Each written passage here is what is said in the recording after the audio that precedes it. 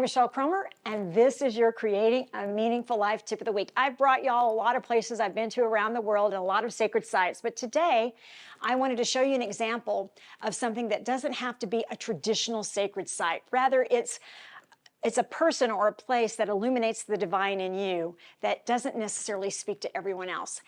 After I got my degrees, undergraduate degrees, I went to New York to study finance, but this was the 80s and there was no Google Maps and all of that stuff. And as I always walked down to the financial district, I got lost.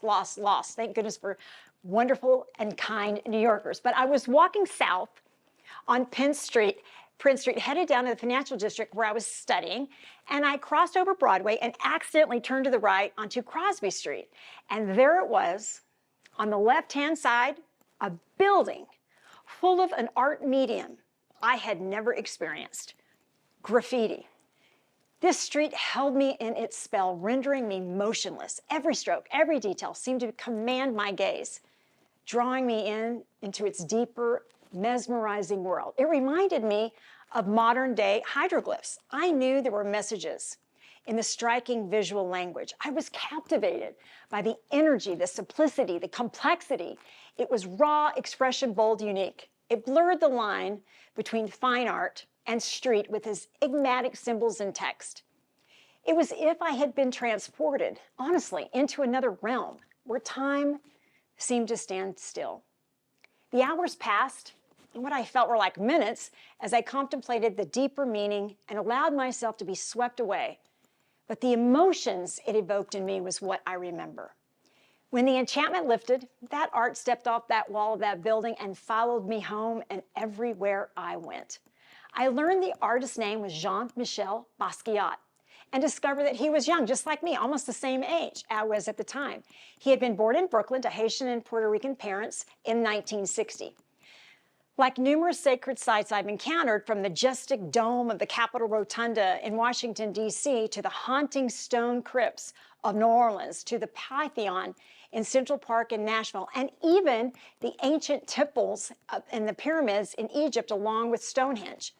Basquiat's work just created layers of meaning for me, much like these revered landmarks have when I've seen them. His images harbor double and triple entendres, inviting the viewer to interpret them through their own unique lens. Basquiat's art possesses a transformative essence that transcended the ordinary and propelled me into realms of imagination I hadn't explored yet. His work became a beacon, illuminating the new perspectives and really prompting me to perceive the world through fresh and unexpected lenses. Its impact remains etched in my soul, a testament to the profound influence of the artistic expression. Basquiat's creations not only enriched my life, but also served as a point and reminder of the infinite dimensions of human creativity. So a sacred site can manifest in a myriad of ways. For some, I've walked a pilgrimage in Santiago, to a cathedral, a path trodden by countless pilgrims over millennia. Yet for me, it was an unexpected encounter. I stumbled upon a masterpiece. The essence of a sacred site isn't confined to places with historical reverence. Rather, its sanctuary arises from the profound impact it has on you, what you see, but more crucially, how it makes you feel. If there's a trick to soulful travel, it's learning to see for yourself. The difference between a soulful traveler and a tourist is the intention of the attention and the quality of the curiosity.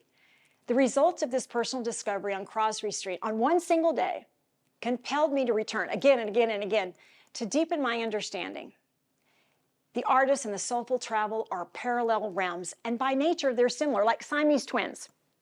They're connected by the issues and the tissues of desire to experience the world directly. And like the art of Basquiat, the beauty in the world is made visible by seeing through the eyes of the heart. Several years later, on August the 12th, 1988, and no longer living on Crosby Street, this young, wildly successful artist tragically died of a heroin overdose at the age of 27. I remember it vividly, because this news cracked open my heart like a boiled egg. I was renting a loft on the top floor of a building erected back in 1908, nestled in downtown El Paso. The expansive window on the back of my loft offered me a panoramic view of Ciudad Juarez, Mexico. It was Friday, and I left my advertising agency where I worked, and I made sure to leave on time that day, which I normally worked overtime.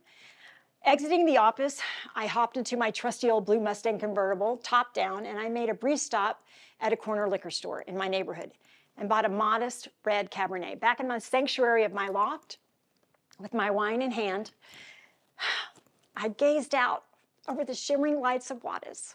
With each sip, I felt connected to Basquiat, whose untimely death had shaken the art world, including my own. Though I had never crossed paths with him in person, his art, his heart felt deeply personal to me. I mourned the loss of Basquiat as if bidding farewell to a dear friend. As I raised my glass in a silent tribute, I understood some people transcend the boundaries of mere acquaintance. They become impactful figures in our life. And that's when I knew some people are sacred too. Y'all ask me questions at michellecomer.com, and this is Basquiat's work. Thanks, y'all.